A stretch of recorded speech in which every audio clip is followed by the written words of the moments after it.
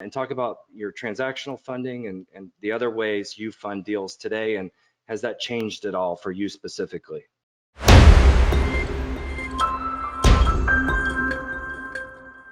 Yeah, I mean, everything's changed in the last couple of weeks with money. It's definitely switched around a little bit. First things I look at is everything we're doing here is just a tool in the box. So your money is a tool in your toolbox. So you have to look at, what are you using it for?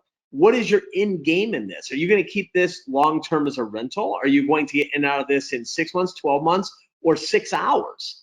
So that's going to first determine where you get your money from, is how long you're going to have it out. The cost of the capital is not nearly as important to me as the availability of the capital, because people will get so hung up in interest rates between 9% or 20%.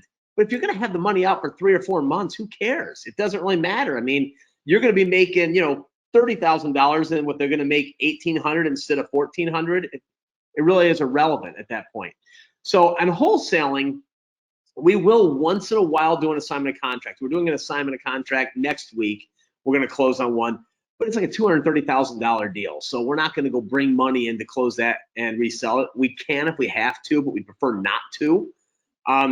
I self-fund some stuff. Sometimes I bring in transactional funding. Just depends on how many deals I have going. Right now, I think I counted last night, between things we're sitting in an inventory, we have in contract, or we're in the middle of selling, I think we have 36 deals going right now. So we're in some various stage of those. So if a lot of those start popping at one time, I'll be bringing in transactional funding. If everything's a little bit slow right now, I might be the transactional fundor.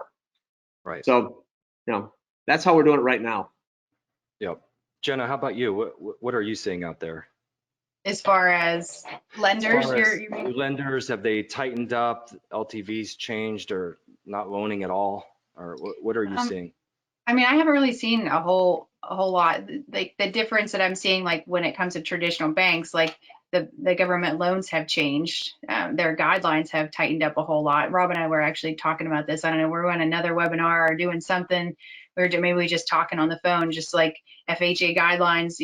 We had people that scores were allowed to be here credit wise, and now they just brought them up. So like that's one thing that I'm not nervous about it, because I'm sure that once things level out, things will level out with them as well. But when they change the guidelines and somebody has to have 100 points higher of a credit score or 80 points higher, then that kind of weeds out some of your buyers that you're going to be able to have. But when it comes to our lenders, I mean, everybody seems to be pretty consistent with where they've always been.